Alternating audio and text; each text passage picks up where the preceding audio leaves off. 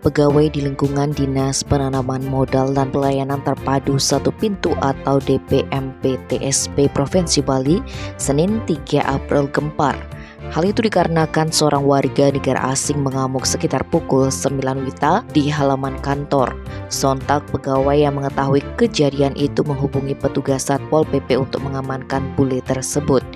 Dikonfirmasi Kepala DPMPTSP Anak Agung Ngurah Oka Sutadiana menjelaskan, bule tersebut datang ke kantor setempat tidak mengenakan baju, hanya menggunakan celana ketat berwarna hitam.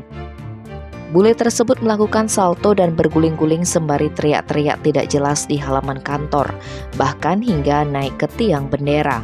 Mantan Karohumas Provinsi Bali itu juga menyebutkan, bule yang diduga gila itu sempat diberi air minum untuk menenangkan diri. Namun, air minum yang diberikan oleh pegawai setempat dilempar bahkan mengenai kaca kantor. Sementara Kasat Pol PP Provinsi Bali Dewi Nyoman Raidar Madi mengatakan anggotanya mendapatkan laporan dan segera menuju ke lokasi untuk mengamankan yang bersangkutan. Saat ditanya, dari pengakuan bule tidak jelas sehingga yang bersangkutan diduga tidak waras. Sementara Kasat Pol PP Kota Denpasar, Agung Bawenendra, mengungkapkan bule itu sudah ditangani dengan mendatangkan dokter dari puskesmas. Tim Bali Express melaporkan.